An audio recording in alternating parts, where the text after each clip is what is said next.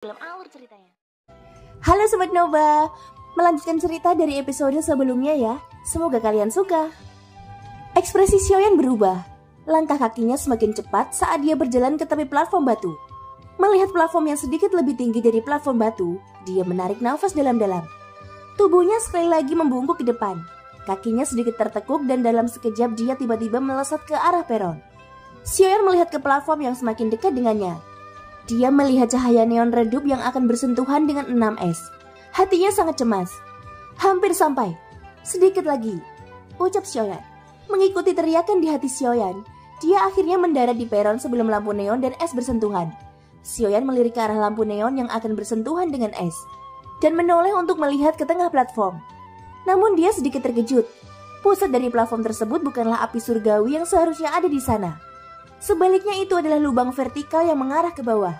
Lubang itu berdiameter beberapa kaki dan berwarna biru sedingin es. Itu memancarkan cahaya redup yang menerangi bagian atas lubang, menyebabkannya menjadi menyilaukan. Bagaimanapun Xiaoyan adalah orang yang berpengalaman. Setelah tertegun beberapa saat, dia menginjakkan kakinya ke tanah dan bergegas menuju lubang. Dia hanya berjarak beberapa meter dari lubang. Namun pada saat yang paling kritis, seluruh platform tempat Xiaoyan berada tiba-tiba memancarkan cahaya terang. Sebuah pilar cahaya melesat ke arah langit, menyebabkan mata Xiaoyan menyipit tanpa sadar. Xiaoyan meraung dalam hatinya. Tubuhnya tidak mundur melainkan maju. Kakinya sekali lagi menginjak tanah dengan keras, dan dia menembak ke arah pilar cahaya dengan keganasan yang lebih besar. Namun ketika Xiaoyan hendak memasuki pilar cahaya, ekspresinya sekali lagi berubah. Telapak tangannya tiba-tiba membentur ke depan dan menghantam pilar cahaya di depannya dengan keras. Bang! Suara yang mengguncang bumi terdengar dari tempat telapak tangan Xiaoyan menghantam. Kekuatan pantulan yang sangat besar mengguncangnya hingga darah di tubuhnya bergejolak. Tubuhnya hanya berhenti ketika dia didorong kembali ke tepi platform. Pada saat ini Xiaoyan secara alami tahu apa yang terjadi. Matanya menyipit saat dia melihat pilar cahaya di depannya. Doki di tubuhnya perlahan beredar ke seluruh tubuhnya. Sesaat kemudian pilar cahaya itu perlahan menghilang, memperlihatkan apa yang ada di dalamnya.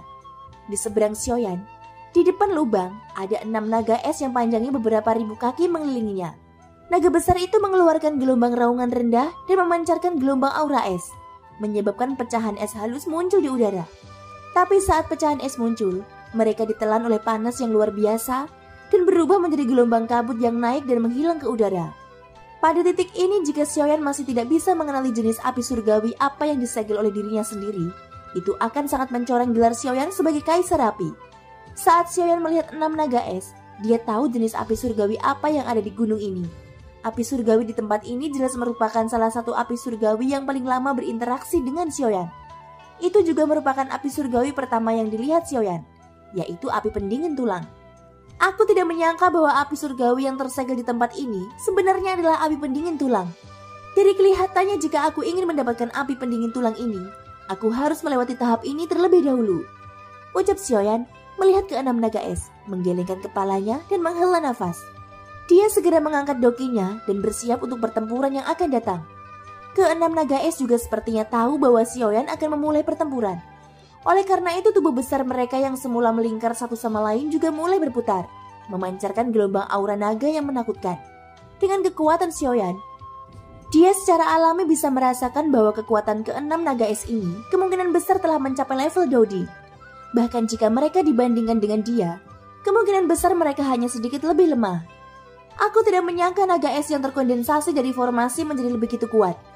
Ia bahkan memiliki jejak tekanan klan naga. Tampaknya formasi ini tidak sederhana, ucap Xiaoyan ketika merasakan kekuatan naga yang menakutkan di tubuh naga es.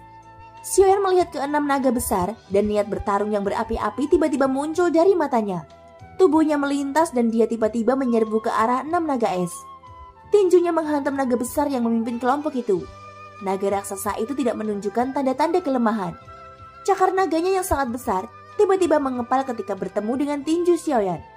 Tinju itu bertabrakan dan ledakan seperti guntur bergema di seluruh gua, menyebabkan seluruh gua bergemuruh. Xiaoyan dan naga raksasa itu masing-masing mundur selangkah. Naga besar itu mengayunkan tubuh besarnya dan sekali lagi menyerang Xiaoyan dengan cakarnya. Xiaoyan tertawa keras. Sebuah pikiran terlintas di benaknya dan cahaya keemasan terang terpancar dari tubuhnya. Kekuatan naga yang agung sedang dipancarkan dari tubuhnya. Xiaoyan meraung panjang ke langit. Tiba-tiba auman naga yang liar dan arogan bergema di dalam gua gunung. Bahkan seluruh gunung mulai bergetar hebat. Cahaya keemasan tersebar dan seluruh tubuh Xiaoyan ditutupi sisik naga ungu emas. Namun ini bukanlah akhir. Tangan Xiaoyan masih berulang kali mengganti segel. Cahaya keemasan yang awalnya redup tiba-tiba menjadi terang sekali lagi. Tubuh Xiaoyan juga mulai berubah.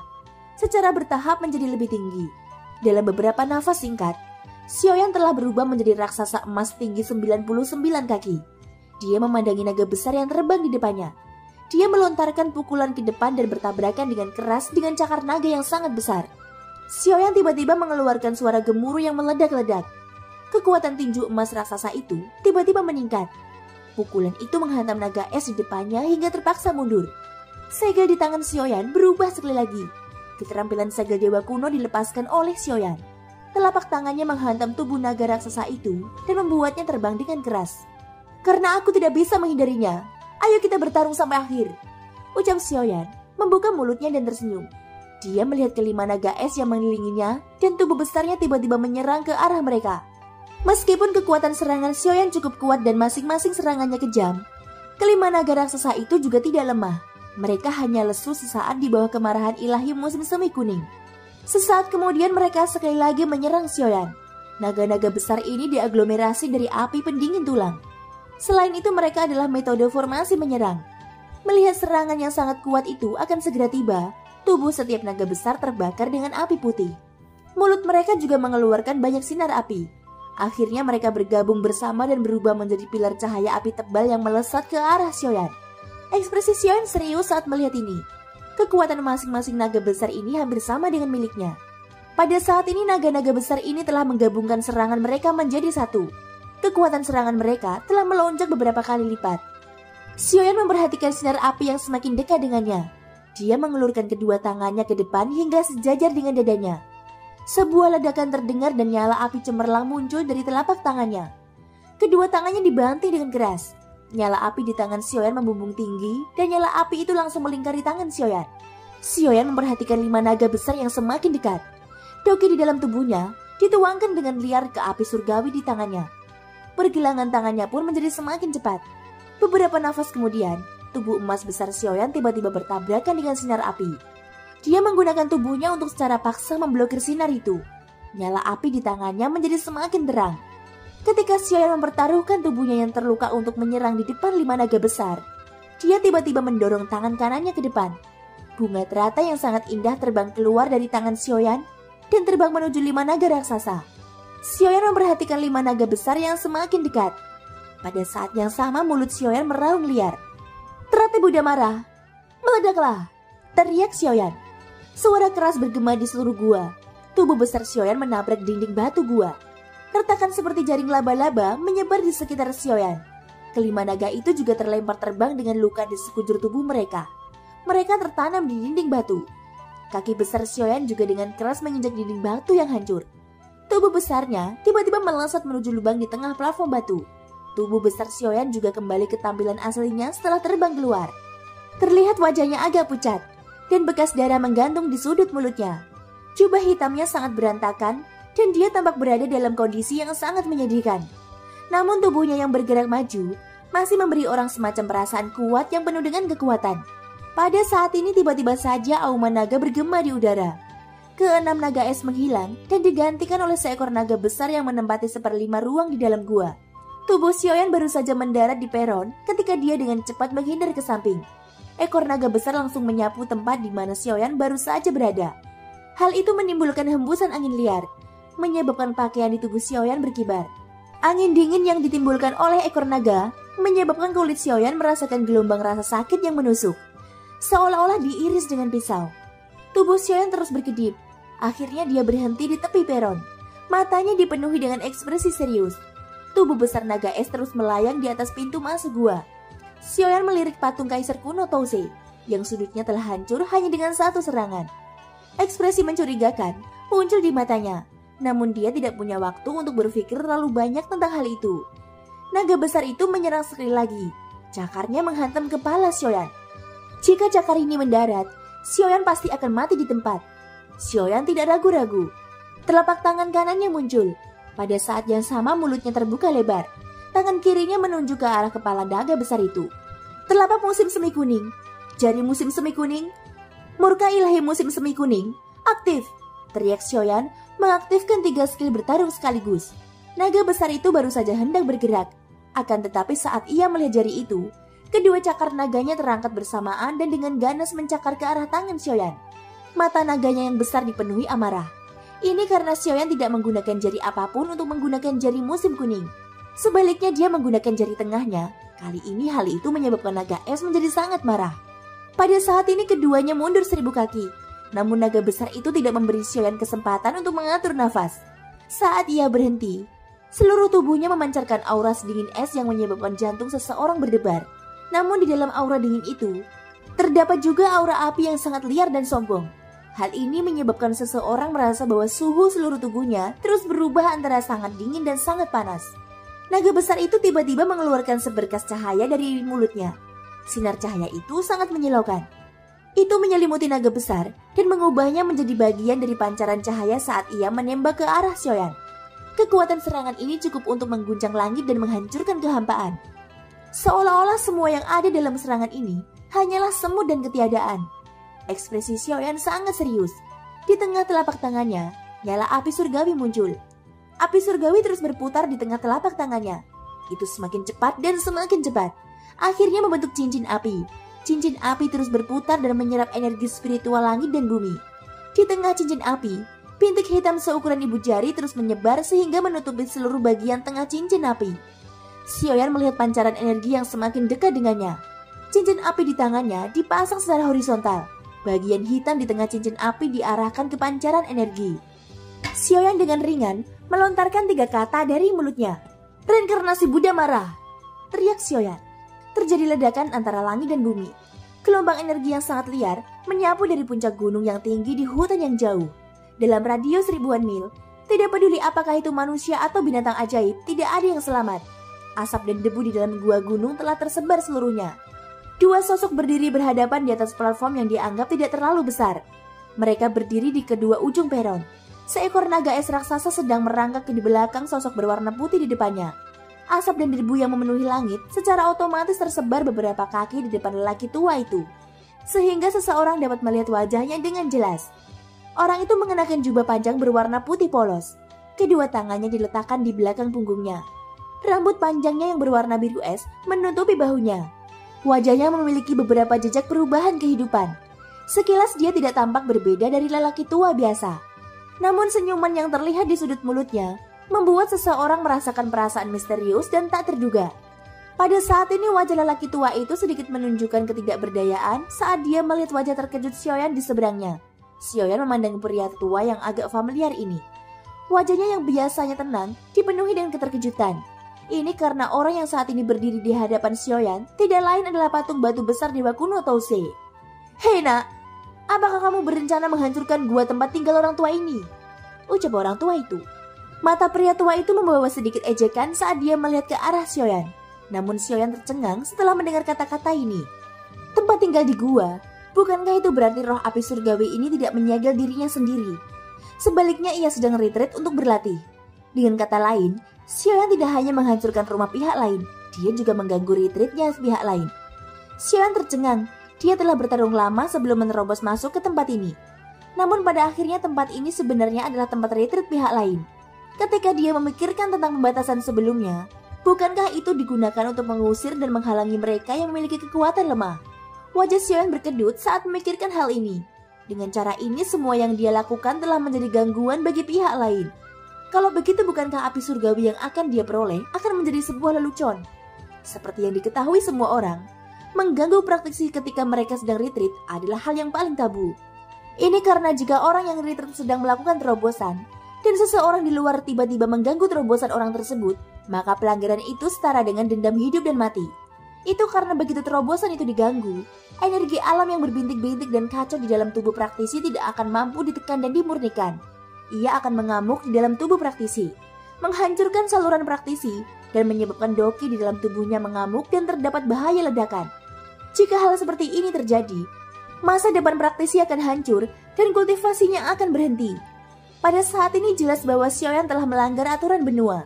Melihat lelaki tua yang tampak ramah di depannya ini, Xiaoyan mengakui bahwa dia mungkin tidak akan bisa menerima satu serangan pun dari pihak lain. Ekspresi Xiaoyan menjadi semakin serius. Namun naga besar di belakang lelaki tua itu meraung pelan beberapa kali karena alasan yang tidak diketahui. Ketika lelaki tua berpakaian preman mendengar ini, dia segera menoleh dan menatap tajam ke arah naga besar itu. Naga besar itu buru-buru menutup mulutnya dan tidak mengeluarkan suara lagi. Tapi dari sepasang mata naganya yang besar, orang dapat merasakan bahwa dia sedang menonton lelucon. Hal ini menyebabkan Xiaoyan merasa sedikit aneh. Tiba-tiba Xiaoyan sepertinya memikirkan sesuatu. Dia tiba-tiba mengangkat kepalanya ke arah lelaki tua berpakaian preman itu. Dia menatap lelaki tua itu dan membuka mulutnya untuk berbicara. "Kamu adalah pil obat tingkat kaisar kan? Jika tidak, mengapa kamu memiliki penampilan seperti Dewa Kuno Tousei? Kamu juga pil obat yang dimurnikan oleh Dewa Kuno Tousei bukan?" ucap Xiaoyan. Orang tua berpakaian preman yang awalnya mengeluarkan sebotol anggur dan sedang diminum, tiba-tiba memuntahkan seteguk anggur yang belum dia telan. Angin bertiup dan mendarat di wajah tua keriputnya. Wajahnya dipenuhi amarah saat dia melihat Xiaoyan. Naga besar di belakangnya membuka mulut naganya dan gemetar hebat. Itu tidak sampai mengeluarkan raungan naga yang mengguncang bumi. Sepasang mata naganya yang besar dipenuhi air mata yang tertahan. Xiaoyan juga sepertinya menyadari kalau dia telah mengatakan sesuatu yang salah. Namun tidak ada cara untuk menyelamatkan situasi tersebut. Oleh karena itu dia hanya bisa diam berdiri di tempat dan menunggu jawaban lelaki tua berpakaian preman itu. Sesaat kemudian, lelaki tua itu akhirnya bereaksi. Dia melengkungkan bibirnya dan berkata, "Bocah kecil, pil embrio tingkat kaisar mampu meninggalkan kesan mendalam padamu. Kamu benar-benar bocah malang yang belum pernah melihat dunia. Baiklah, ikuti aku. Orang tua ini secara pribadi akan memberitahumu siapa aku dan memberitahumu sedikit pengetahuan." Ucap pria tua berpakaian preman itu mengeluarkan gelombang tawa saat dia berbicara. Xiaoyan terus mengerutkan bibirnya saat mendengar ini. Namun pada saat yang sama dia menjadi semakin penasaran dengan lelaki tua ini. Orang tua berpakaian preman ini jelas sangat mengenalnya. Sepertinya masih banyak hal tentang dirinya yang belum dia ketahui. Xiaoyan mengikuti lelaki tua berpakaian preman itu ke aula besar, yang mana merupakan tempat lelaki tua itu sebelumnya berada. Xiaoyan melihat 3 kata tertulis dengan kaligrafi flamboyan di papan nama aula besar, yaitu Istana Tulang yang Tenang. Xiaoyan melihatnya sekilas sebelum melanjutkan mengikuti pria tua berpakaian preman itu ke aula besar. Setelah memasuki aula besar, Xiaoyan menemukan bahwa itu tidak ada bedanya dengan beberapa ruang diskusi biasa. Satu-satunya perbedaan adalah hanya ada 2 kursi dan sajadah di seluruh aula besar. Xiaoyan tidak dapat mengetahui kegunaannya, jadi dia melewatkannya begitu saja. Pria tua berpakaian preman itu memberi isyarat agar Xiaoyan duduk di salah satu kursi. Kursi-kursi ditempatkan bersama-sama dan ada meja di antara mereka. Xiaoyan langsung duduk di kursi dan tidak berkata apa-apa. Lelaki tua berpakaian preman itu juga duduk setelah Xiaoyan duduk. Dia melambaikan lengan bajunya dan satu set teh muncul. Itu disertai dengan kabut panas mengepul yang tersebar di aula besar. Orang tua ini bernama Guyao. Wujud asliku adalah api pendingin tulang. Itu adalah api surgawi yang dapat membakar segala sesuatu di dunia. Aku telah mengikuti Dewa Kuno Tousei di sini di masa lalu dan telah menunggu di sini sesuai dengan perintah Dewa Kuno Tousei. Ucap lelaki tua itu yang bernama Guyao. Nada suaranya dipenuhi dengan rasa jijik ketika dia berbicara. Wajah lamanya dipenuhi dengan ekspresi arogan. Namun Xiaoyan bisa mendengar makna tersembunyi dalam kata-katanya. Guyao sebenarnya sedang menunggu seseorang. Karena Guyao telah berbicara di depan Xiaoyan, kemungkinan besar dia sedang menunggu seseorang. Hati Xiaoyan tiba-tiba menjadi cemas saat memikirkan hal ini. Dia tidak tahu kenapa, tapi Xiaoyan memiliki perasaan khusus. Dia membutuhkan kekuatan. Kekuatan yang sangat dahsyat. Ini juga alasan mengapa Xiaoyan terus maju menuju gunung besar. Dia ragu-ragu sejenak sebelum bertanya, "Kurasa aku bisa mengartikan apa yang baru saja Anda katakan adalah sedang menunggu seseorang. Jika Anda sedang menunggu seseorang, maka orang itu adalah aku, bukan?" Ucap Xiaoyan. Guyao mengangguk dan melanjutkan, "Misiku adalah membantumu mendapatkan semua isi lengkap metode kultivasimu dan membantumu mengembangkan hingga tahap kesuksesan besar." Ucap Guyao. Xiaoyan segera mengangkat kepalanya saat mendengar ini. Matanya dipenuhi rasa tidak percaya ketika menatap tajam ke arah lelaki tua berpakaian preman di depannya. Xiaoyan secara alami memahami kata-kata Guyao. Metode Qi yang dibicarakan olehnya adalah metode Qi yang dipraktekkan Xiaoyan, yaitu mantra api. Tenggorokan Xiaoyan mengeluarkan suara menelan, dan matanya dipenuhi kegembiraan. "Apakah maksudmu ada bagian kedua dari mantra api? Bisakah mantra api lebih diperkuat?" Ucap Xiaoyan. Orang tua berpakaian preman mendengar suara serak Xiaoyan dan tahu bahwa Xiaoyan sangat bersemangat saat ini. Karenanya dia tidak bercanda. Sebaliknya dia mengangguk pada Xiaoyan sebagai pengakuan. Meskipun aku akan membantumu mengolah mantra api pembakaran ke tahap lanjutan, kamu masih perlu mendapatkan seluruh metode budidaya sendiri. Ini karena meskipun itu aku akan hanya memiliki 1/5 dari mantra api pembakaran yang lengkap. 4 bagian lainnya berada di tangan 4 orang lainnya. Apakah kamu dapat memperolehnya atau tidak? Semuanya tergantung padamu. Ucap Guyou. Kamu bilang 4 bagian lainnya ada di tangan 4 orang lainnya. Mungkinkah kamu tahu siapa keempat orang itu? Mengapa kamu tidak merebutnya kembali? Ucap Xiaoyan. Atau mungkin kamu bukan tandingan keempat orang itu? Masing-masing diri mereka lebih kuat darimu. Ucap Xiaoyan kembali. Junior, bagaimana kamu bisa berbicara dengan cara seperti itu kepada orang yang lebih tua darimu? Tidak mungkin keempat orang tua itu bisa menandingi diriku. Apalagi aku sudah mendapatkan penerusnya. Bagaimana mereka bisa dibandingkan dengan diriku? Ucap Guyou. Guyou sepertinya tiba-tiba teringat bahwa dia telah mengatakan sesuatu. Dia menoleh dan melihat ekspresi Xiaoyan yang gelap dan menyeramkan. Guyou tiba-tiba tertegun di tempat dan tidak berkata apa-apa. Hanya ketika Xiaoyan membuka matanya dan menatap Guyou, barulah Guyou menghela nafas. Hah, anak kecil. Sepertinya kamu sengaja mengatakan ini karena kamu yakin bahwa aku tidak akan menyakitimu. Baiklah. Bagaimanapun, cepat atau lambat aku harus memberitahumu. Aku adalah Guyou. Aku adalah penjaga salah satu dari 5 titik tersegel api. Titik tulang tenang. Saat itu Dewa Kuno Touse adalah tubuh asli kami berlima. Saat itu Touse Dewa Kuno lahir di benua Doki dan bergabung dengan banyak api surgawi. Akhirnya dia mencapai puncak benua ini. Pada hari dia menerobos, dunia bergetar. Hujan api turun dari langit dan membakar segalanya. Itu seperti bencana di benua itu. Tanah terus bergetar. Magma melesat ke langit seperti mata air. Itu berhubungan dengan hujan api dan mengubah langit menjadi lautan api. Seluruh benua berubah menjadi api penyucian. Ketika Dewa Kuno Touse melihat ini, dia menggunakan kemampuannya yang luar biasa untuk memanggil energi kehidupan dunia dan membentuk kembali segala sesuatu di benua itu. Semua kehidupan di dunia mampu bertahan. 100 tahun kemudian, Dewa Kuno Touse ingin kembali ke dunia ini setelah mencicipi segala sesuatu di dunia. Namun ada rahasia di benua itu yang belum terpecahkan. Oleh karena itu dia meninggalkan warisannya dan menunggu orang yang ditakdirkan datang dan mendapatkannya. Tapi dia takut benda itu akan direnggut oleh seorang pengganggu. Oleh karena itu dia memisahkan kami berlima dari tubuhnya dan memerintahkan kami untuk memilih penggantinya. Dia menyebarkan budidayanya dan menghilang dari dunia ini. Kamu harusnya sadar kalau aku sudah berbicara sampai saat ini kan? Ucap Guyou akhirnya menghela nafas panjang. Baru kemudian dia berbicara dengan perasaan gelisah di dalam hatinya. Xiaoyan mengangguk, namun dia dengan cepat mengangkat kepalanya dan mengerutkan kening saat dia bertanya. Sejak Dewa Kuno Touse menghilang di benua ini, ada apa dengan rumah Dewa Kuno Touse di benua Doki? Ucap Xiaoyan. Ini, jangan bilang padaku bahwa kamu tidak mengizinkan orang yang hidup meninggalkan rumah besar. Hei, itu hanyalah sebuah rumah besar.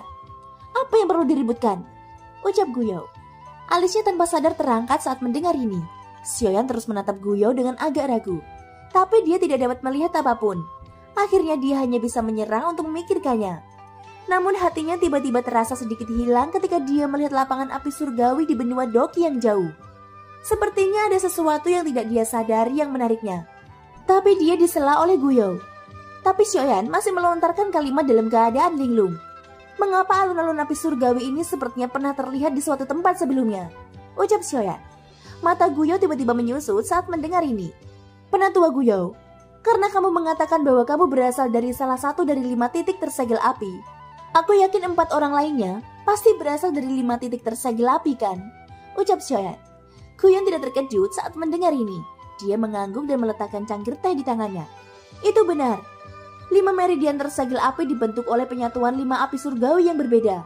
Selama salah satu dari 5 api surgawi masih memiliki kecerdasannya, 5 meridian tersegel api tidak akan hilang dan akan terus berlanjut. 4 orang lainnya di 5 meridian tersegel api terletak di 4 arah berbeda di benua ini. Mereka juga orang-orang yang telah memahami 4 bagian lainnya dari mantra api pembakaran. Namun misi kami adalah berbeda satu sama lain dan tingkat ujiannya juga berbeda. Pada saat itu apakah kamu dapat memperoleh sisa metode ki dari mantra api pembakaran akan bergantung padamu. Mengenai siapa mereka berempat, aku hanya bisa memberitahumu tentang 2 di antaranya. Adapun 2 lainnya, belum lagi kamu. Bahkan aku akan sangat sulit menemukannya. Jadi aku tidak akan mengatakan apa-apa lagi. Menemukannya akan bergantung pada keberuntunganmu. Ucap Guyao menjelaskan identitas kedua orang itu kepada Xiaoyan. Salah satunya dikenal sebagai Hai Tua. Namanya Hai Mo-chen. Bentuk alisnya adalah api hati laut. Dia terletak di bagian utara benua. Ada lautan luas di sana. Dan 5 titik api tersegel yang dia jaga juga ada di sana. Orang tua itu telah mendirikan Akademi Laut Utara di sana. Mungkin kamu bisa pergi dan melihatnya. Itu hanya akademi yang rusak. Ini bukan masalah besar. Ucap Guyao melirik ke samping dan mengerutkan bibirnya. Xiaoyan tidak mengambil hati dan terus mendengarkan. Namun hanya karena Xiaoyan tidak mencamkannya, bukan berarti orang lain tidak akan mencamkannya. Saat Guyao mengucapkan kata-kata ini, seorang lelaki tua berjubah hijau di sebuah rumah kayu jauh di laut utara bersin tanpa alasan. Setelah itu dia mengerutkan kening dan bergumam pada dirinya sendiri. Saudara Guyao, wajahmu sudah sangat tua, tapi kau masih hobi menjelek-jelekan orang lain. Ucap lelaki tua berjubah hijau tersebut. Thank you guys, sudah mendengarkan ceritaku sampai akhir. Semoga kalian suka ya. Sampai jumpa dan bye-bye.